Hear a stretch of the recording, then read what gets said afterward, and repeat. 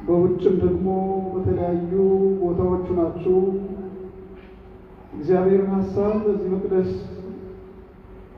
የሚተላለፈው መልእክት የምትሰሙ ክርስቲያኖች እንደምን አደራችሁ? እንደምን አደራችሁ? እንደምን አደራችሁ?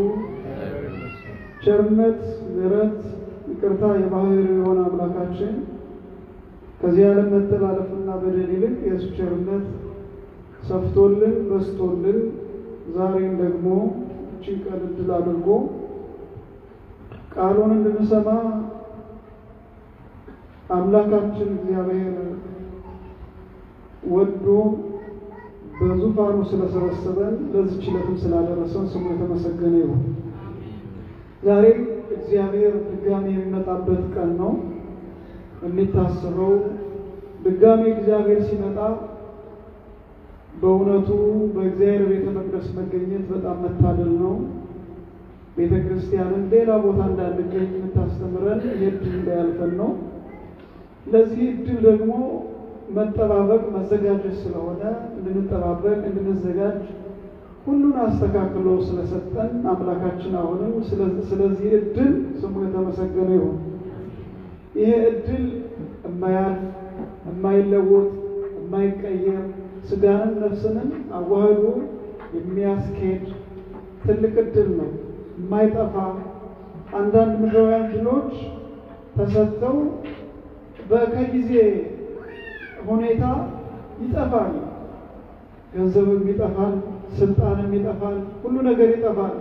የማይጠፋው የማይለወጠው ዘላለማዊው ግን የእግዚአብሔር ቃል ከእግዚአብሔር ጋር መኖር ነውና እቤቱ እንድንኖር ስለረዳን የተመሰገነ ይሁን። እንግዲህ ዛሬ ሁሉ ጊዜ እንደምናጠናው የዛሬ ሳምንት ደብረ ዘይት ተብሎ ነው የሚታወቀው ስያሜው። ደብረ ዘይት ማለት የግዕዝ ትርጓሜ ነው። የወይራ ተራራ የበዛበት ማለት ነው። በዚህ ተራራ ላይ የሁላችን አምላክ ኢየሱስ ክርስቶስ ስለተገኘ ይህንን ተራራ ቅዱስ ያሬድ አመሳጥሮ በዕለቱ ዘምሮለታል። ወእንዘ ሰሙን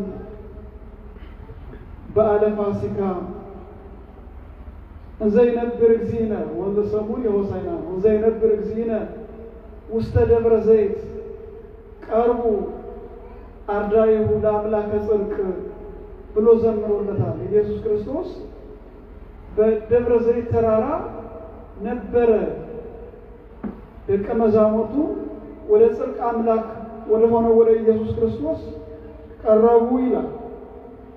ይህንን ቅዱስ ያሬድ ከማቴዎስ ወንጌል ምዕራፍ 24 ወስዶ ተርጉሞታል። እንግዲህ ይሄ ቦታ ካሉት ቦታዎች ሁሉ የተለየ ቦታ ነው። የደብረ ዘይት ተራራ ተብሎ የሚታለፍ አይደለም። የደብረ ዘይት ተራራ እድለኛ ተራራ ነው። የዓለም ቤተ መቅደስ ማለት ይቻላል። ምክንያቱም ክርስቶስ ባለበት ነው አይደል? መቅደስ ታቦቱ ባለበት እግዚአብሔር ባለበት የተለየ ስፍራ መቅደስ ነው ብለን ነው የምናምነው። ይህ ተራራ ቅዱስ ተራራ ነው። አምላካችን ያሳደረ በእንግድነት የተቀበለ ከተራራው ስር ብዙ ከተማዎች ያጌጡ ቤቶች ያጌጡ ሰዎች ነበሩ። ነገር ግን እነኛ ሰዎች ለእግዚአብሔር ስፍራ አልነበራቸውም። ስፍራ ሊሰጥ የመጣው አምላክ ቤት አልባ ሆኖ እነሱ ከቤት እየተኙ ነገር ግን ቤት እንኳን አልሰጡኝም ብሎ ራሱ ሰጭኖ ሳለ ቤት አልሰጡኝም ብሎ ከማስተማር ወደ ኋላ አላለም። እግዚአብሔር ልዩ ነው። ምድራውያን አገልጋዮች አገልግሎታቸውን የሚተብሉት ከዕለታዊ ሁኔታ ጋር ነው፣ ከኛ ጋር ጨምሮ ዕለታዊ ሁኔታ እንዴት አድርጌ ምን በልቼ ምን ጠጥቼ ነገስታቱ መኳንንቱ እኔ በሰጠኋቸው ገንዘብ እየኖሩ እኔ ደግሞ ቦታ ተከልክዬ ብለን ነው ምክንያት የምናደርገው። እግዚአብሔር ግን ሁሉንም የሰጠ እሱ ነው ሳለ ከቤታቸው በጉልበት አልገባም። ሕይወት የሚሆነውን ቃል እንዲያምኑት የሕይወት ቃልን እየሰበከ ማታ ማታ ደብረ ዘይት ተራራ ከወይራ ዛፍ ስር ያድር ነበር። እዛ ተራራው ላይ የሄደበት ዋናው ምክንያት ወይራዎቹ ስለሚያስጠልል ነው። ዛፉ ስለሚያስጠልል ነው። ምድረ በዳ ከማደር ዛፍ ስር ተጠልሎ ማደር የተሻለ ነውና እውት የኛን ጌታ ፍቅሩን ተመልከቱት። የትኛው ወዳጃችሁ ነው እናንተን የተሻለ ደረጃ ለማድረስ አሳዳችሁት፣ ቦታ ከልክላችሁት፣ ሰድባችሁት፣ ንቃችሁት እንዲህ ዝቅ ብሎ የእናንተን ክብር ለመመለስ የሚታገል የሚሰራ የትኛው ምድራዊ ኃይል ነው? እስኪ ስሙት፣ እስኪ አጥኑ፣ እስኪ መርምሩ። በምድር ላይ ነውር የሌለበት በምድር ላይ የሰው ልጆችን ሰባራ ሰንጣራ ነገር እንኳን የጧፍ ኩስታሪ ያልነካ በዚህ ምድር ላይ ነቢያት እንደተናገሩት እንዲህ እያደረገ እዛ ተራራ ላይ እያደረ እያስተማረ ልባቸውን እንዲቀናና እዛ ቦታ ላይ የነበረው አመለካከት የተሳሳተ በእግዚአብሔር ቤት በአባቱ ቤት የንግድ ምልከታ የራሳቸው የማድረግ ምልከታ የተሰበሰቡት በእግዚአብሔር ቤት ነው፣ ግን የእግዚአብሔርነቱን ትተው የኛ ነው ወደሚል ነው የቀረቡትና ኢየሱስ ክርስቶስን በመጣ ጊዜ ወደዛ ተራራ ሲያድር በዘሩባቤል የተገነባ አንድ ትልቅ 46 ዓመት ሙሉ የታነጸ መቅደስ ነበር። ያንን መቅደስ ለኢየሱስ ክርስቶስ ደቀ መዛሙርቱ አስጎበኙት። በጣም ተገርመው ነው የሚያስጎበኙት። ሲያስጎበኙትም ታየዋለህ እንዴት እንደሚያምር፣ ታየዋለህ እንዴት እንደሚያስገርም። ምክንያቱም ከግብፅ ከወጡ በኋላ በስንት ጭንቀት ኃይላቸውን ንብረታቸውን አሟጠው የሰሩት ቤተ መቅደስ ነው። በኋላ ፈርሷል። አሁን ዛሬ መስጊድ ያለበት ማለት ነው። ስለዚህ አሳዩት ለኢየሱስ ክርስቶስ። ትንቢትም ነው ጨምራችሁ እዚህ እንደ ማቴዎስን ወንጌል እያነበባችሁ ስትሄዱ 24 ታዩታላችሁ። ከዛ ቀረቡና እዛ ተራራ ላይ ማደሪያ የለም፣ ቤት የለም፣ ብይታ የለም። ቀን የሰው ቤት ሲሰራ ውሎ ማታ ላይ እሱ ደግሞ ዛፍ ስር ነው የሚያድርና ደቀ መዛሙርቱ ተሰብስበው ከመቅደሱ ወጥቶ እንደሄደ ወዲያውኑ በቃ የሚያስደንቅ ቃል ንግግር አቀረቡለት። ጌታ ሆይ አየኸው ይህንን ቤተ መቅደስ እንዴት እንደሚያምር አሰራሩ አየኸው፣ ተመለከትከው፣ እንዴት አሳምሮ ዘሩባቤል እንዳነጸው፣ እንዴት እንደታነጸ ሰው እንዴት እንዳነጸው ብሎ ደቀ መዛሙርቱ እንዲህ አይነት አድናቆት አቀረቡለት። ወገኖች እዚህ ላይ አንድ ትልቅ ስህተት አለ። ሁል ጊዜ በእግዚአብሔር ቤት በእግዚአብሔር ኃይል በእግዚአብሔር ቤት ኢቭን የራሳችን የሆነ ማንኛውም ነገር እንኳን አስደናቂ ነገር ካለ አያችሁት የእግዚአብሔር ስራ ነው መባል ያለበት። አያችሁት እግዚአብሔር አድርጎ ያሰራው፣ አያችሁት የእግዚአብሔር ድንቅ ነገር ነው መባል ያለበት። ለኢየሱስ ክርስቶስ ቀርበው ዘሩባቤልና ሰሪዎቹን አደነቁለት። ኢየሱስ ክርስቶስ ግን አቤት ግሩም ነው አላላቸው። ድንጋይ በድንጋይ ላይ ይፈርሳል አላቸው። ምክንያቱም መስመሩን የሳተ ነው። አሁን ሰዋዊ ያልናቆስ ሰዋዊ ያሰራል። በዚህ ምድር ላይ ብዙ አስደናቂ ስራዎች አሉ። በእኛም ቤተ ክርስቲያን እነ ላሊበላን ጨምሮ አስደናቂ ስራዎች አሉ። ለነሱ አድናቆት ስንሰጥ እነሱን ያሰራውን እግዚአብሔርን እየረሳን መስጠት የለብንም። እነሱ ይህንን ያደረጉት ኢየሱስ ክርስቶስ በቀጥታ ያምራል አይደለም ያላቸው። ድንጋይ በድንጋይ ላይ ሳይፈርስ በዚህ አይቀርም ማለት። ይሄ ብዙ ምስጢር አለው። አንደኛ ኢየሱስ ክርስቶስ ስለ አካሉ ነግሯቸዋል። ያዛል፣ ይሰቀላል፣ ከ3 ቀን ወደ መቃብር ይወርዳል። ከ3 ቀን በኋላ ግን ሙስና መቃብር ድል አድርጎ እንደሚነሳ። ሌላው ቃል በቃል ደግሞ ይሄ መቅደስ ይሄ የተሰራ መቅደስ ወደፊት አላውያን ነገስታት መጥተው እንደሚያፈርሱት ቃል በቃል ነግሯቸዋል። እና ደነገጡ። መቼ ይሆናል አላቸው። ምክንያቱም አንዳንድ ውዳሴ ወይም ደግሞ አድናቆት ፈልጋችሁ የሆነ ነገር ሲመጣ ጠይቃላችሁ። ይሄ ይፈርሳል አላቸው። የሚያስጨንቅ ነገር ነው። ለሁላችንም ያስጨንቃል። እናንተ ብትሆኑ በጣም ያስጨንቃል። እና ጥያቄያቸውን ቀጠሉ። መቼ ነው ይሄ የሚሆነው አላቸው። ደቀ መዛሙርቱም ወደ እርሱ ቀርበው ንገረን፣ ይህ መቼ ይሆናል? ይህ የሚፈርስበት መቼ ነው የሚሆነው አለ። ከዛ በኋላ ደግሞ ጨምረው የመምጣትህና ስለ ዕለተ ምጽአት እንደዚህ ያስተማራቸው የመምጣትና የዓለም መጨረሻው ምልክቱ ምንድን ነው አሉት። ኢየሱስም መልሶ ማንም እንዳያስታችሁ ተጠንቀቁ። ዋናው ይሄ ነው። አሁን ለክርስቲያን ክርስቶስ ለሚያምን ሰው ማንም እንዳያስተው መጀመሪያ መጠንቀቅ አለበት። ከማን ከክርስቶስ ሐሳብ እንዳያወጣው መጠንቀቅ አለበት። በዚህ ዘመን ላይ በዚህ ጊዜ ላይ ከክርስቶስ ውጪ አስተማሪ በዚህ ምድር የለም።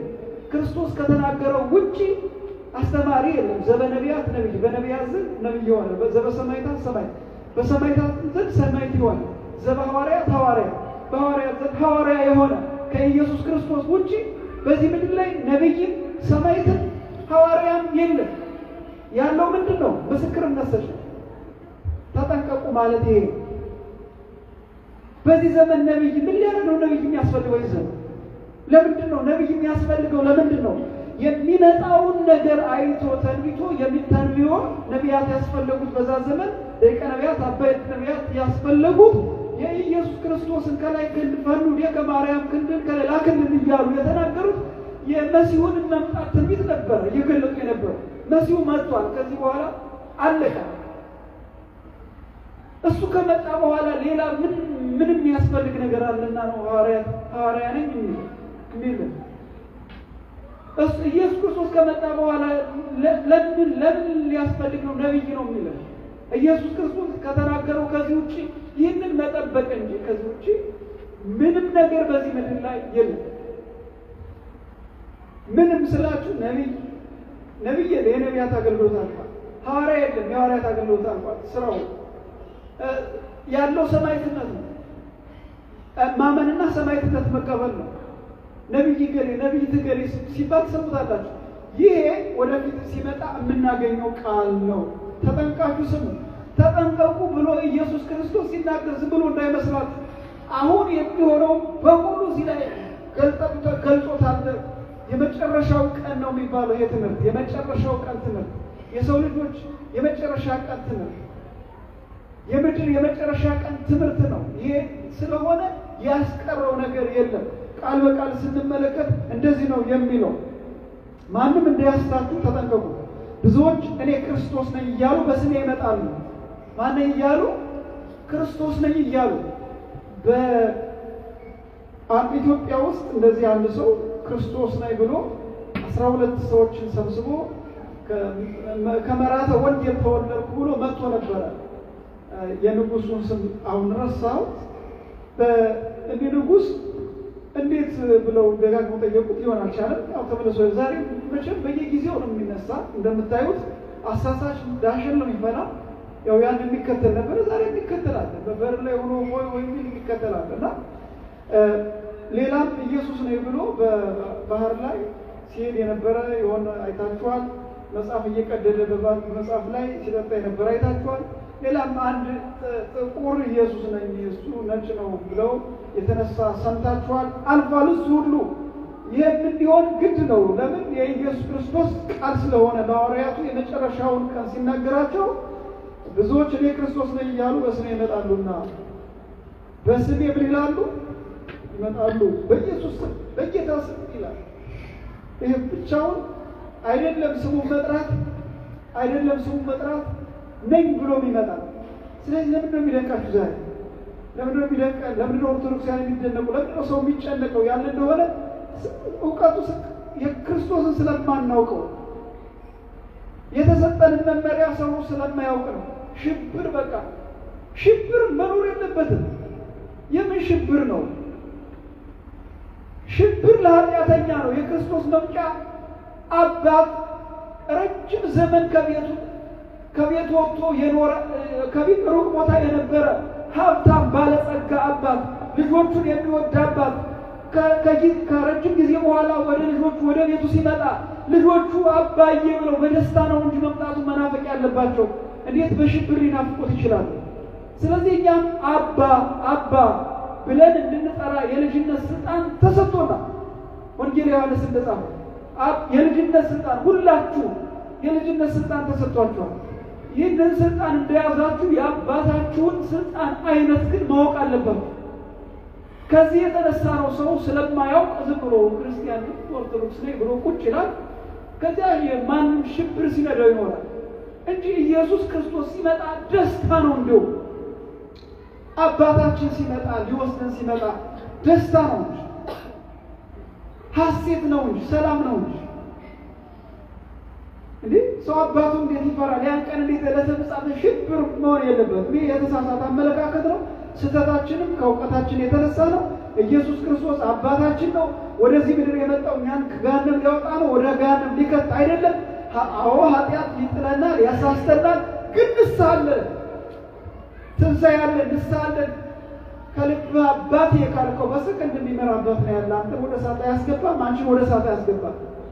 ስለዚህ እንዲህ አይነት መሐሪ አባት መኖሩ በአይምሮ ላይ ሳይ በጥቃቅን ሰዎች በጥቃቅን ነገር አይደለም በከባድ ነገር በጥቃቅን ነገር ምሕረት ሊሰጡ አይችሉም። አባት መድኃኒዓለም ግን መሐሪ ነው። በትልቁ ኃጢአት ጠላት ሆነን ሳለን የሞተ ጠላቶቹ ሳለን የሞተልን ነው እና መሐሪ ነው። አትፍሩ ግን እወቁት። አይምሩ ከመተሰባ እግዚአብሔር በጻድቁ በቅዱሳን እንደተመሰገነ እወቁ ይላል። ወደ ጣም ሞታችሁ እግዚአብሔር የሚጣፍጥ መሆኑን ቅመሱት ይላል። ቅመሱት፣ አንቁት። ቃሉ እንዴት ነው የክርስቶስ ርኅራኄ? አንቁት። እንደ ክብር ዕቃ ሰዎቹን እየተረቱብን ለአበሻ ለአፍሪካዊ ምስጢርን መደበቅ ከፈለግ መጽሐፍ ውስጥ አስቀምጥ እስኪባል ድረስ እየተተረተብን ክርስቲያንን ምንል ማንም እንደፈለገ እንደ ጅራፍ ሲነዳን ይኖራል እና በስሙ ይመጣሉ። ተጠንቀቁ። ዛሬም በስሙ እየመጡ ነው ያሉት። ይቀጥልና ውጤቱን ይናገራል። በስሙ ከመጡ በኋላ ብዙዎችን ያስታሉ። ስንቶችን? ብዙዎችን የምታውቋቸው ተጠራርገው ሊሄዱ ይችላሉ። ብዙዎችን ተናግሮታል። ምንድነው አዲስ ነገር አለ? ዛሬ ብዙ ጊዜ ቢንጋጋ አዲስ ነገር አለ የለም፣ ተነግሯል። ነገር ግን መጨረሻውና ማሰሪያው ቁጥር 13 ላይ ነው። እዛ እስከመድረስ ይህን እንዳትረሱት። እንዴ ሰው ጋር ምን እንሆን ከተባለ እስከ መጨረሻ የሚጸናው እርሱ ይድናል። ስለዚህ ወንድሜ እስከ መጨረሻ በእምነት ጽና፣ እስከ መጨረሻ በክርስቶስ ጽና፣ እስከ መጨረሻ በክርስቶስ ጽና። በቃ አለቀ። መልሱ ይሄ ነገ አባት ትልቅ ሰው ይሄ የራሱ ጉዳይ አንተን አይመለከትም። አባት ልጅ አባቱን አያድንም ነው የሚለው በቅዳሴው ላይ ቅድም ሰማችሁት። ያኔ እንባ ይሆናል፣ ያኔ ልቅሶ ይሆናል። ምን ነው ይናውቄ በሆነሮ ያኔ ጥሩ ሰው ሆኖ መልካም ሰው ባመንኩ በመጸቆ እንባ ይሆናል። የማይጠቅም እንባ ነው። ማህለቅት የሌለው እንባ ማለት ይላል። ማህለቅት የሌለው ማለት ማለቂያ የሌለው ማቋረጫ የሌለው እንባ ይወርዳል። የጸጸት እንባ ነው። እግዚአብሔር ከጸጸት ይሰውራል። ጊዜያችን አሁን ነው። አሁን እግዚአብሔር አባታችን ነው። ይወደናል፣ እንወደዋለን። ወደነው ነው የምንችለውን ነው እንድንሰራ የሚያደርገን። አሁን እናንተ አንድ የ10 ዓመት ልጅ ብትኖሩ 50 ኩንታል ተሸከም ትሉታላችሁ? 50 ኩንታል 50 ኪሎ 50 ኩንታል መኪና ማይዝ 50 ኪሎ ተሸክሙታላችሁ? የ16 ዓመት ልጅ 50 ኪሎ ሸክም አታሸክሙት። ኢየሱስ ክርስቶስን አንተ 50 ኪሎ ሸክም ያላቅማ ያሸክመን፣ 100 ኪሎ ሸክም አያሸክመን። እንዲያውም እንኳን ልትችል ያሸክምህ እሱ ሸከምልሃለሁ አለ። ሸከምልሻለሁ አለሽ። ችግሩ ታዲያ ሸክሙ የማን ያለው? የራሳችን ያንተ የኔ ራሳችን ከምንጎዳው በላይ እግዚአብሔር ጎድቶን አያውቅም። ራሳችን ከምንጎዳው ከምናሰቃየው በላይ እግዚአብሔር አሰቃይቶን አያውቅም። በስንፍናችን የምናመጣው ወደንም ሳንወድም የምንሰራው በደል ነው ከእግዚአብሔር የሚያርቀን። ግን እግዚአብሔር ቅርብ አምላክ አርቆ ከዚህ በኋላ በቀኝ እናንተን ኃጢአት አይደለም ሁሌ ይወደናል። ክብር ለስሙ ይሁን እና የሁሉ ብዙ ተሳስቶ ሲሄድ ምን ማድረግ ያስፈልጋል? ቁጥር 13 ላይ መጽናት ነው። 16 ነው ያብራራው 6 ነው ያብራራ ያለው። ቁጥር 13 ላይ ሄጄ ቀልጥፌ የገባሁት ሁሉ ሲሄድ ምን እንሆን ሲል የሚል መልስ ልትፈሩ ትችላላችሁ። አዎ እንኳን እኛ ራሱ ኢየሱስ ክርስቶስ መጥቶ 12 ሰው ብቻ ነው የነጠረ የተገኘው። 120 ብቻ ነው የነጠረ የተገኘው። ታዲያ ባለቤቱ ለባለቤቱ ያልተሰበሰበ ለአንተ ይሰበሰባል። ግን እኛም ማናየው ብዙ አማኝ ስላለ አንተ ከዚያ አንዱ ሆነ፣ አንቺ ከዛ አንዱ ሆነ። ይሄ ነው የሚፈለገው። ከዛ በኋላ የሚቀጥለው ምልክት ነው። ብዙ ሰው ይስታል። ከዛ በኋላ የጦርን ወሬ ትሰማላችሁ። ይላል። ጦር ይሄ ደግሞ ሊሆን ግዴታ ነው ይላል። ይሄ ሊሆን ግድ ነው። ተሰማላችሁ? ይሄ ሊሆን ግድ ነው። ተጠበቁ ይላል። አሁንም አያ ከጦረኛ ምን መሆን ያስፈልጋል? መጠበቅ ያስፈልጋል። አፍን መጠበቅ፣ ህሊናን መጠበቅ፣ መንፈስን መጠበቅ። ብዙ አይላፍ ሰራዊት ያለው $100 $50 $20 አውጥቼ የሚተኮስ እርዳታ የማያስረዳ አንድ ሰይፍ እንኳን ብቅ ብሎ ሲታይ እልፍ የሚደመስስ ሰራዊት ያለው እግዚአብሔር አለ። ተዋይ ካለ ብለሱ ነገር አላረገም። እግዚአብሔር የሰናክሬምን ሰራዊት ባዶ አላስቀረውም። እግዚአብሔር በአንድ መልአክ ሰይፉን ብቻ ነው ትንሽ ብቅ አድርጎ ያሳያል። አላረገም፣ አድርጓል። ዛሬ ለምን አልሆነም? የታለመታችን እምነት የለም። ውሸት፣ ልብስ ብቻ፣ መክበስበስ ብቻ፣ መውጣት መውረድ ብቻ የለም። አለ ዘሩ አለ፣ ግን አፈጻጸሙ የለም። እኛ በዘረኝነት የተቧደነ ክርስቲያን ነን ሊለኝ ይፈልጋል። እንኳን ክርስቶስ ይሄም አልቀበልም። ለዓለም የሞተውን ለዓለም የተሰቀለውን መስቀል ይዞ ሰፈር ሲሰብክ መንደርና ሰፈር ሲሰብክ የሚውል ሰው ክርስቲያን ነው እንዴ? አይደለም። የአምልኮ መልክ አላቸው፣ ኃይሉን ግን ክደዋል ይላል ቅዱስ ጴጥሮስ ለጢሞቴዎስ። ስለዚህ ኃይሉን የካደው ሁሉ እሱ አርአያ ምሳሌ ሊሆን አይችልም።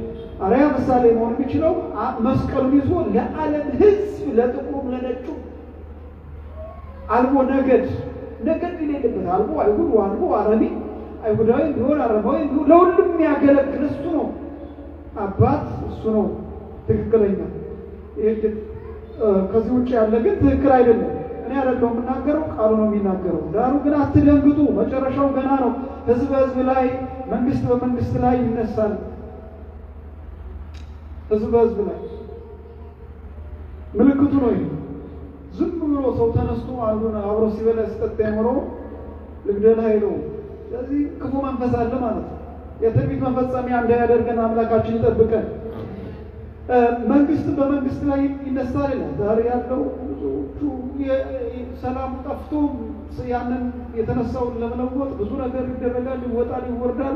ምንም አይነት የለም፣ ጠብ የሚል ነገር የለም። ምክንያቱም ዋናው ሰላም ከሚያጸናው ከእግዚአብሔር እጅ ስለሆነ ከእግዚአብሔር እጅ ደግሞ የሚሰጠውን ሰላም አስቁመውታል። የሰማይ መስኮት የሰማይ ክብር መጥቶ የሰው ምድሪቷን እንዳያረሰርስ አስቁመውታል። አሁን በረድኤት ነው፣ ረድኤት እግዚአብሔር ነው ምድርን እያኖራት ያለ እንጂ አምልኮት እግዚአብሔር ብዙ አይታይም። በተለይ በመሪዎች ውሸት ብቻ እንደውም በስሙ ማውራት በስሙ መዋሸት። ስለዚህ ተጠንቀቁ ይላል። ከዛ በኋላ ደግሞ ተፈጥሮ ራሱ ትክዳለች። የምድር መናወጥ ይሆናል፣ የምድር መናወጥ ይሆናል። እሱን ደግሞ በተለያየ ሀገር በልዩ ልዩ ሁኔታ ታያላችሁ ነው። ይሄ የምጣር መጀመሪያ ነው ይላል። ምድር ሰው የቆመበት ምድር ካልታመነ ማን ይታመናል? ድንገት ተደርምሶ ሲያልቅ በጣም ከባድ ነው። ይሄ የምጣር መጀመሪያ ነው። ሰው ከምድር ወዴት ሩቅ ያመልጣል? እግዚአብሔር ተደብቆ በጨለማ ኃጢአት የሰራ ይችላል። የሰው ልጅ ከእግዚአብሔር ተደብቆ ብዙ ነገር ሊያደርግ ይችላል። ከምድር ግን እንዴት ሊሆን ይችላል? ምድር እኮ በሁሉም ቦታ አለች። እንደውም አንድ ሚዲያ እኮ ከእግዚአብሔር ጋር ተጣላች ይባላል። ሰባኪያን የሚያነሱት ነውና ከእግዚአብሔር ተጣላ በቃ ከፊቱ ለማምለጥ ፈልጋ ስትሮጥ እግዚአብሔር በዚያ አለ፣ ስትሮጥ እግዚአብሔር በዚያ አለ። እና መጨረሻው ሽንፈት ነው የሆነው። ልበ አምላክ ዳዊትም እንደዚያ ብሎታል። እኔ አረኩ ውስተ ቀላይ እመኒ ወረድኩ ውስተ ቀላይ እየኔ ያለው ከእኔ ከወደ ጥልቁ ወረድኩ፣ አንተም በዚያ በጥልቁ ውስጥ አለ። ወመን ያረጉ ውስተ ሰማይ በሰማይ በዛ ቦታ አንተ በዚያ አለ። ስለዚህ እግዚአብሔር የሌለበት ቦታ የለም ማለት ነው። ዓለም በሙሉ የእግዚአብሔር ስለሆነ እና የምድር መናወጥ ይሆናል። ምድር ቢናወጥ የእግዚአብሔር ልጆች ይሆናሉ፣ ይጠበቃሉ። በምን በክብር መናወጥ እንዳይነካቸው ይጠበቃሉ። እግዚአብሔር በብሉይ ኪዳን የዛ የኃጢአት ዘመን እንኳን በበዛበት በመገዳደል በበዛበት ዘመን እግዚአብሔር አብርሃምንና ዘሩን ጠብቋል። ከበደል ጠብቋል፣ ከእሳት ጠብቋል፣ ከገሃነም ከሲኦል ጠብቋል። ያኔ ገሃነም ገና ተከፈተ፣ የሚከፈተው ገና ወደፊት ከሲኦል ጠብቋል። ረድኤት እግዚአብሔር ይጠብቃል ማለት ነው። በዛም ጊዜ ለመከራ አሳልፈው ሰጧቸዋል። ምንም አታውቁ ሰዎች ብድግ ብላችሁ አንዱ መጥቶ ወዳጃችሁ ሊሸጣችሁ ይችላል። ተመልከቱ፣ እንዲህ አይነት ነገር ይመጣል። ሊሸጣችሁ ይችላል፣ ለመከራ ሊሰጣችሁ ይችላል፣ ሊያስገድላችሁ ይችላል። ይገሏችኋል። ስለ ስሜም በአሕዛብ ዘንድ የተጠላችሁ ትሆናላችሁ። መስቀሉን አስራችሁ ስትሄዱ ሰዎች ሊጠሏችሁ ይችላል። አሁን አንዳንድ ሰዎች I don't listen for religion. I don't listen. ቃደስ እንዴት ማድረግ ነው የምፈልግ ይሏችኋል አንዳንዶቹ። ይሄ በዲፕሎማሲ ነው፣ በዲፕሎማሲ ጥበብ ነው። አግሪ ቁጡ ነው በሚመጡ ጊዜ ደግሞ መስማት አይደለም አንተ እንዳትናገረው ብለው ሊመጡ ይችላል። ራዕይ ዮሐንስ ላይ ያኔ ፀሐይ በቀኝ እጁ ጨረቃን በግራ እጁ ይዞ ይገለጣል ይላል የአውሬው አለቃ። በዛን ጊዜ ምን ትሆናለህ? ይገለጥ ፀሐይን አይደለም መሬት ተሸክሞ ይገለጥ። ምን አገባ አንተ ክርስቲያን ከሆንክ ሁሉን የፈጠረውን እግዚአብሔርን ከያዝክ ሁሉ ነገር ጸጥ ይላል ባለበት ማለት ነው። አያችሁ በመርከብ ሲሄዱ ማዕበሉ ሲናወጥ ስንት ዕቃ ካለቀ በኋላ እኮ ነው ተነስቶ በቃሉ ሲናገር ጸጥ ያለው። ስለዚህ ፀሐይን የያዘ ጨረቃን የያዘ አጭበርባሪ ቢነሳ አንተ እግዚአብሔርን ከያዝክ ትንቢቱን ፈጽሞ የሚሄድበትን ርቀት ፈጽሞ ጸጥ ይላል። ርቀት አለው እግዚአብሔር ልጆቹን ዝም ብሎ አያስመታም። እግዚአብሔር ልጆቹን አሳልፎ አይሰጥም። ይሄ ግን ሊሆን ግድ ነው። ስለዚህ በዚህ ምን ማድረግ ያስፈልጋል? መጽናት። ሞት ምንም አይደለም። በነገራችን ላይ እንደው ስለምንሳሳ ነው እንጂ የማይቀር ነገር ቢኖር ሞት ነው። ሁሉም አሁን እዚህ ያለ ነው። ሁላችንም ከመቶ ዓመት በኋላ የለንም ብንኖር እድሉ ሰጥቶን ብንኖር የለንም። ዛሬ ነው ያለነው። ስለዚህ ዛሬ እግዚአብሔር ያኖረናል። ነገ ደግሞ ለዘላለም ከሚያኖረን አምላክ ጋር በማመን በእምነት መጽናት ያስፈልጋል ማለት ነው። መሸበር ያስፈልጋል። እንደው አንተ ተነስቶት ካለ እንደው ብቻዬን ቀረው የሚል መሰል የሚል አይነት ነው መስሎ አንዳንድ አካባቢና እንዴት ነው ይሄ ነገር ሁሉ መለቆ እኛ ምን እንጂ የሚሉ ይመስላሉ። በዚህ በሐሰተኛ ነቢያት አጠገብ በዚያ ዙሪያ የሚኖሩ ሰዎች ይገርሙኛል። አንድ ሶስት ሰው እኮ ከዛ ሁሉ የንጉስ አዋጅ ህዝብ በበዛ ሀገር ላይ እኮ ሶስት ሰው እኮ እኔ እግዚአብሔር ነኝ ብሎ ተገኝቷል። በብሉይ ኪዳን ገና ሳይሰቀል ሳይማሩ ተሰቅሎ ይህ ሁሉ መከራ ከፍሎ ለኛ እንዴት በሱ መከራ ከመከራ አልፈው ቅዱሳን ሰማዕትነት የተቀበሉ ቅዱሳንን እያየን በፊታችን እንደ ደመና በዙሪያችን ስንት ቅዱስ እያለ እንዴ ዛሬ ሰው ፈርቶ እንደው ይምስ በይመስል ይላል ነው። አትድ ምን ደግሞ ነው አይደለው? ማነው ይሄንን የሚለው? ራሱ እግዚአብሔር ነው። ቀደም ብዬ ቃሉን ልንገራችሁና እግዚአብሔር ኢየሱስ ክርስቶስ የተናገረው ልንገራችሁ። በበረሃ ለቢሏችሁ አትበሉ ቁጥር 25 ላይ ቀደም ብዬ ልንገራችሁ። አትይ የሚለው እኔ አይደለም። እነሆ ሐሰተኛ በዛን ጊዜ ማንም እነሆ ክርስቶስ ከዚህ ያለ ወይም ከዚህ ያለ ቢላችሁ አትመኑ። ሐሰተኞች ክርስቶሶችና ሐሰተኞች ነቢያት ይነሳሉ። ቢቻላቸውስ የተመረጡትን ሁሉ እንኳን እስኪያስቱ ድረስ ታላቅ ምልክትን እና ድንቅን ያሳያሉ። እነሆ አስቀድሜ ነገርኳችሁ። እንግዲህ እነሆ በበረሃ ነው ቢሏችሁ አትውጡ፣ እነሆ በልብ ነው ቢላችሁ አትመኑ። መብረቅ ከምስራቅ ወጥቶ አፈጻጸሙ ነው ክርስቶስ ይመጣል። ክርስቶስ ነይ ብሎ ይመጣ ወደዚህ ነው ብላችሁ ማለት ነው ያለው አትመኑ። በጣም ይገርመው የእግዚአብሔር ልጅ ኢየሱስ ክርስቶስ ለኛ እንደሞተ እንደተነሳ አምነ እሱ መናገር አቅቶ እንደው ትናንትና አንታጠገብ ስንጫቱን ምንም ሲያሳድድ ነበር እና ተቀበለ ሲል ዝም ብለህ ትቀሰለሳለህ። ዝም ብለሽ ትቀሰለሻለሽ እንዴ? አንቡ እንጂ ሲጀመር ይስመሩ እንቅልፍ ነው የሚይዛቸው። ቃሉ ሲናገር እንቅልፍ ወሬ ቢሆን ማንም ይረሳ የለም። አወራው መካከል አንድ ነገር ጠብ ቢደረግ ማንም ይረሳ የለም። ያችን ነው ዞም ይሄው ሁሉ ተነግሮ አንድ ነገር ጠብ ካለች አይ ዛሬ እንዴ ልታረግ ያደረገ ደግሞ አንቺ አይደለሽ ጠላትሽ ነው። አይምሮሽን ቢዚ አድርጎ የህሊናህን መቅደስ የህሊናህን አጸድ ቢዚ አድርጎ ሁሌ በጥሩ ነገር እንዳታይ እንዳትመጣ እንዳታድግ የሚያደርግ አረብ ጠላት ዲያብሎስ ነው ማለት ነው። ማንም ቆምብሎ ክፋት ያደርጋል። ስለዚህ ከዚህ መጠንቀቅ ያስፈልጋል። እንግዲህ ስንቱ ተናገር ልጨርሰው። እግዚአብሔር በሚመጣበት ጊዜ መብረቅ ከሰማይ ሲወርድ በየት በኩል እንደሚመጣ አይታወቅም። ብልጭታው አስደናቂ ነው። ድንገት ይመጣል። መቼ የሚለውን ቀኑን ማንም አያውቅም። ወልድ ቢሆን አያውቅም ይላል። ወልድ ማለት ስጋ የለበሰ ሁሉ ለማለት ነው። ወልድ የሚለውን ሰው አንዳንድ የሌላ እምነት ተከታዮች ወልድ አያውቅም ብለው ያስባሉ። ወልድም ቢሆን ማለት ልጅም ቢሆን ማለት ነው። ልጅም ወልድ የተሰኘው አካላዊ ቃል እግዚአብሔር ወልድ አካላዊ ቃል ወልድ የተሰኘው ፍጡር የሆነውን የድንግል ማርያምን ሥጋ ከተዋሃደ በኋላ ነው ወልድ ቢሆን ያወቀው። ስለዚህ ልጅም ቢሆን የተባለው ከድንግል ማርያም የተዋሃደውን ሥጋ ነው እንጂ ቃልን አይደለም። ቃልና አዋቂ ነው። በምን እናውቃለን? ዓለምን የፈጠረ ራሱ ቃል ነው። የፈጠረውን ዓለም እንዴት እንደሚለወጥ ያውቃል። ዓለም የተፈጠረው በአብ ልብነት ነው፣ በወልድ ቃልነት ነው፣ በመንፈስ ቅዱስ ሕያውነት ወይም ደግሞ አኗሪነት የሥላሴ አስተምሮ። ስለዚህ ወልድ ከመባሉ በፊት ማን ይባል ነበር? አካላዊ ቃል እግዚአብሔር ይባል ነበር። አካላዊ ቃል በኋላ የድንግል ማርያም ሥጋ ሲዋሃድ ምን ተባለ? ልጅ ተባለ።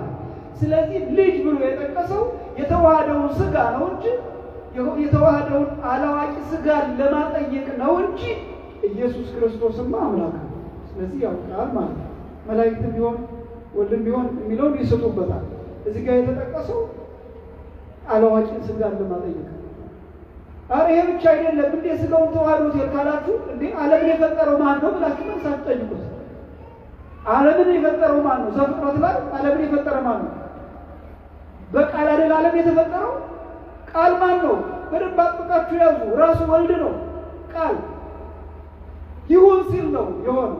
ስለዚህ ያ ቃል ፈጣሪ ነው። የፈጠረው እንደው ማንም ያውቃል። እናንተ ቤታችሁ ውስጥ ወይም ደግሞ የምትሰሩበት ድርጅታችሁ ውስጥ የድርጅታችሁ ማንዋል ታውቁታላችሁ። አታውቁትም ልትባሉ አትችሉም። በየትኛው ሰዓት የትኛው መሆን እንዳለበት ታውቁታላችሁ። እዚህ ላይ የኢየሱስ ክርስቶስ ወልድ ተብሎ የተጠቀሰው ይሄ ነው። እንግዲህ በዛን ጊዜ አለፋት እያሉ ቤት ዳችሁ አንቡት ሳባለው ገደል አየት ጋር በዋዝን ይሄ የሞተ ነገር ባለበት አሞራዎች ይሰባሰባሉ ይላል። የሞተ ነገር ማለት ሕይወት የሌለበት አስተምሮ፣ ሕይወት የሌለበት ስብስብ፣ ክርስቶስ የሌለበት ቦታ ማለት ነው። በዛ አሞራ ይሰበሰባል። አሞራ ምንድን ነው ስራው? አሞራ የሞተ ነገር ባየበት ቦታ ከሩቅ ቦታ በሽታም ተፈጥሮም አለ መሰል ሩጦ ወደዚያ ይሰበሰባልና የሞተ ነገር ባለበት ብዙ ሰው ይሰበሰባል ነው የሚለው። ያ ማለት ሕይወት በሌለበት ማለት ነው። ሕይወት በሌለበት ሕይወት ማን ነው? ኢየሱስ ክርስቶስ ነው። የኢየሱስ ክርስቶስ ሕይወትነት በምን ይታወቃል? ያን እንደሆነ ኢየሱስን የሚያምኑ ሰዎች በስራቸው ይታወቃሉ፣ ይገለጣል። ማንን የሚያምኑ? ማንን የሚያምኑ? ኢየሱስን በሉ እስኪ። ኢየሱስ ያንተ አምላክ ነው። ኢየሱስ ያንተ አምላክ ነው። የራስህን ዱላ እያስጣለ ሊደበድብ አይገባም። ማንም ኢየሱስ ክርስቶስ በግልጹ ራሱ ስብሐት ለከ ኢየሱስ በአፈ ኩሉ ቅዱስ ይላል። ሌሊት ሰምታችሁ እኮ ስብሐት ለከ ኢየሱስ በአፈ ኩሉ ቅዱስ። በሰው አፍ ሁሉ ኢየሱስ ክርስቶስ ምስጋና ይገባል። ስብሐት ለከ ኢየሱስ ቀዳሴ ሥጋ ወነፍስ። ነፍስንና ሥጋን የምትቀድስ ለአንተ ኢየሱስ ምስጋና ይገባል። ስብሐት ለከ ኢየሱስ ቃለ አብ ቅዱስ። ቅዱሱ ያንቃል ኢየሱስ ለአንተ ምስጋና ይገባል። ይኸውላችሁ ሌሊት ሰዓታቱ ነው እንደዚህ የሚለው። ይህንን ተታታሪያ ትናንትና ኢየሱስ ሲል ለምንድን ነው ዞር እያልክ ኢየሱስ ሲል መለጠጠሽ መሰል? ያንተ ነው ያንቺ ነው። በምን እናውቃለን ታዲያ? ሁሉም ይጠሩታል። መለያው ምንድን ነው ያለ እንደሆነ የኢየሱስ ክርስቶስ የሆኑት የነሱ የሆነ ሁሉ ለሌላ ይከፈላል። ያ ማለት ምን ማለት ነው? መጸውታሉ፣ ይራራሉ፣ ድሃ ይረዳሉ፣ ይዘክራሉ፣ ያስባሉ። ውጤት አለው። በዚህ የኢየሱስ ክርስቶስ አማን ማን እንደሆነ ትክክለኛው ተለይቷል። የኢየሱስ የሚልኩ ውሸት ጓደኛውን ያስከሬን ሳጥን አዘጋጅተው ጓደኛው አፍሪካ አካባቢ መቼስ ዘመኑ እንትን ነው። ጋዜጠኛና ሰባኪ የማያየው የለም። አፍሪካ አካባቢ አስከሬኑን አመጡ። ከአስከሬኑ ውስጥ ጓደኛቸው ልብሱ ቀጥ አድርጎ እንደለበሰ ውስጥ አስተኝተውታል። በኋላ አስተማሪው ቆሞ አሁን የሞተ እናስነሳለን ኢየሱስ ያስነሳል። በኋላ በኢየሱስ ስም ሲል ከስር ያለው ብድግ ብሎ ተነሳ። ከታች ያለው አጨበጨበ። ሀባለው ገደላ። ይሄ የሞተ ስብስብ ማለት ይሄ ነው። የሞተ ስብስብ እንዴት ሲቀልድበት ድራማ ከሃይላንዱ ስር ፓውደር አድርጎ ቀይ ፓውደር አድርጎ ይሄን ውሃ አሁን ወደ ደም ቀይራለሁ ብሎ እንደዚህ በኋላ እንደዚህ ሲለቀንቀው ደሟል። እልል አፈር ብላ እንዳለ ደርግማን ነው።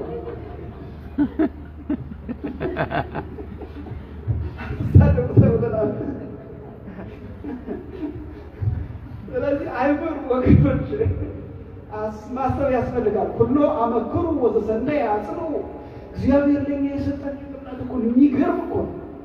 ሰው እንዴት ዶክተር ድረስ ምከረው ላይ ተሰርቶ ይህንን በምናውቀው ቋንቋ በተገለጠው ቋንቋ የተጻፈ ነገር እንዴት ማመን ያስ እንዴት ግራ ይገባል። ግን ችግሩ ምንድነው? የኔ አይደለም። ደንበር አበጃችሁ ነው። ይሄ የቄሶቹ ነው። ይሄ ያቆሙት ነው። ይሄ አገልጋዮች ነው። አይመለከትም። መጣችሁ ዝም ብላችሁ ገብታችሁ ዝም ብላችሁ ወጣላችሁ። እንደዚህ አይነት ነው የገደለን እንጂ ትክክለኛው እምነት ሌሎቹንም አጋልጠን የሰጠናቸው እኛ ነው። በእውነቱ የኢትዮጵያ ኦርቶዶክስ ተዋሕዶ ቤተክርስቲያን ዓለምን የምትለውጥ ነገር ግን ያላትን ሀብት ለዓለም ሕዝብ ለልጆቿ ባለማስተማሯ በሚገባ ገልጣ ባለመናገሯ ሌሎቹ ቅሉጥ ይሄዱ። ይሄ ሀቅ እንጂ አዲስ ኢየሱስ ክርስቶስ ትናንትናም ዛሬ ዕብራውያን 13 ላይ እኮ አዲስ ኢየሱስ የለም ነው የሚለው። አለ እንደ ኢየሱስ የተመሰረተው በክርስቶስ አለትነት ጉልላታችን መስቀሉ ቀራንዮ ላይ ያለው ይያያዘ እና እግዚአብሔር ስለነበረ ስሙ የተመሰገነ ይሁን። ኢየሱስ ክርስቶስ ይመጣል። ቅዱስ ዳዊት በመዝሙር ለተናገረው እግዚአብሔር እሰጋደ ይመጽእ። የእግዚአብሔር ምጽአት ሁለት ጊዜ ነው። መጀመሪያ እኛን ለማዳን ተወልዷል በትሑት ስብዕና ፍጹም ሰው ፍጹም አምላክ ሆኖ፣ በሁለተኛ ደረጃ ደግሞ በእያንዳንዳችን ቤት ይመጣል። ሶስት ምጽአቶች ነው ያሉት። በእያንዳንዳችን ቤት ይመጣል። ምን ሊያደርግ ነው የሚመጣው? ሊባርከን ይመጣል፣ ሊወስደን ይመጣል። ያንዳንዱ ሰው ዘመኑ ሲጨርስ ሞት ይባላል አይደል? ያኔ ለዛ ሰው የእግዚአብሔር ምጽአት ነው። ንበሩ ድልዋን ይክቡ እዚህ ላይ ነው የሚሰራው። ተዘጋጅቶ መጠበቅ ነው። በእያንዳንዱ ቤት እግዚአብሔር ይወስዳል፣ ይመጣል። የእግዚአብሔር ምጽአት ይሆናል። ምናውቀው ጓደኛችን ሲለኝ ምጽአቱ ደርሶበት ነው። እኛ ደግሞ ገና አልደረሰም። መቼ እንደሚሆን አናውቅም። ስመያም ሰው ዘይመጽማይ ሊሆን መቼ እንደሚሆን እንጠብቃለን። ግን ሌላ የመጨረሻው ምጽአት ዓለም ሁሉ ጠቅልሎ ወደሱ የሚወስድበት ነው። በዛ ጊዜ ሲመጣ እግዚአብሔር ዝም ብሎ አይደለም፣ በትህትና እንደ በግ እንደየተቆጣ አይደለም። እግዚአብሔር እሰጋደ ይመጽእ። እግዚአብሔር በግልጥ ይመጣል። ዓለም ሁሉ እያየው በግልጥ ይመጣል። የት ላይ ይመጣል ያለ እንደሆነ ዘካርያስ ምዕራፍ 14 ቁጥር 14 ላይ በብሉይ ኪዳን ተጽፏል። ዘካርያስ 14 ቁጥር 4 ላይ አልተፈጸመም ገና በነቢያት የተነገሩ ያልተፈጸሙ ትንቢቶች አሉ። አሁን ነቢያት ምንም አስፈላጊ አይደለም የሚባለው የእግዚአብሔር መምጣት ሁሉን ተነግሯል። የተፈጸመው ተፈጽሟል፣ ያልተፈጸመው ደግሞ አለ። በዚህ በትንቢቱ ምን አዲስ ነገር ሊነግር ነው? ብር ይባረካል እንዲል ነገ እንድትሆናለህ እንዲል የሌለውን ተስፋ እየሰጠ በሽተኛ ከሚያደርግህ እግዚአብሔር የሰጠን ጤና ይዘህ ስራን እየሰራህ የባረከልን የእጅን በረከት ብትኖር ጥሩ ነው። የሌለው ነገ እንድትሆናለህ፣ ነገ ትፈውሳለህ፣ ነገ ትትላለህ ሳትሆን አትሆንም። እና ውሸት ነው። እና እንደዚህ አይነት ነቢይ ከፈለጋችሁ ውሸት ነው፣ ሐሰተኛ ነቢያት ነው። እግዚአብሔር ይመጣል። የሚመጣበትን ነቢያቱ ትክክለኛዎቹ ተናግረዋል፣ ገና አልተፈጸመም። ዘካርያስ 14 ቁጥር 2 ላይ ቁጥር 1 ጀምሮ አለ። ቁጥር 4 ላይ አነሳዋለሁ። በዛን ቀን እግሮቹ በኢየሩሳሌም ትይዩ በምስራቅ በኩል ባለው በደብረ ዘይት ላይ ይቆማሉ። ደብረ ዘይትም በመካከል ወደ ምስራቅና ወደ ምዕራብ ይሰነጠቃል። እጅግም ታላቅ ሸለቆ ይሆናል። የተራራው እኩሌታ ወደ ሰሜን እኩሌታውም ወደ ደቡብ ይርቃል። የተራሮቹ ሸለቆች እስከ አጸል ይደርሳል። በተራሮች ሸለቆ ሲሻል አያችሁ። አሁን እንግዲህ እግዚአብሔር ይመጣል። የት ላይ ነው የሚመጣ? ነብዩ ዘካርያስ ደብረ ዘይት ላይ ይመጣል። ደብረ ዘይት ላይ የተናገረው ደብረ ዘይት ላይ ይመጣል። መጥቶ ይላል። ስለዚህ አያውቁም ማለት ኦርቶዶክስ ያናውቃለን ይላሉ አንዳንዶቹ። አሁን ምናውቀው እናውቃለን። መቼ የት ይመጣል? ደብረ ዘይት ላይ ይመጣል። ደብረ ዘይት ላይ የተናገረው ደብረ ዘይት ይፈጽማል። መቼ ይመጣል? በዕለተ ሰንበት ይመጣል። መቼ? በመጋቢት ወር። እነዚህ ዕለተ ሰንበትና መጋቢት መቼ የሚለውን ግን ማንም አያውቅም። ስለዚህ የተሰወረ ነው። ቀኑ መቼ እንደሚሆን የትኛው መጋቢት የትኛው እሑድ እንደሚሆን የተሰወረ ነው። ነገር ግን ቀናቶቹን ግን እናውቃለን። በዚህ ቀን ተዘጋጅቶ መጠበቅ ያስፈልጋልና ሲመጣ እግዚአብሔር ዝም አይልም። ከኋላው ከፊቱም እሳት አውሎ ይነሳል። ዓለምን ሊጠርግ ማለት ነው፣ ሰዎች ሊጠርግ። ከዛ እግዚአብሔር ስጋዘ ይመጽእ አምላክነ ዝም እያለ እሱ ዝም አይልም። ወአምላክነ እያለ እሳት ይነድድ ቅድሜው እሳት በፊቱ ይነዳል እያለ ቅዱስ ዳዊት ይናገራልና መዝሙር 49ን አነቡት። የማቴዎስ ወንጌል ምዕራፍ 24ን አነቡት። ለዛሬው እዚህ ላይ ይበቃናል። አባታችን ሆይ በሰማያት የምትኖር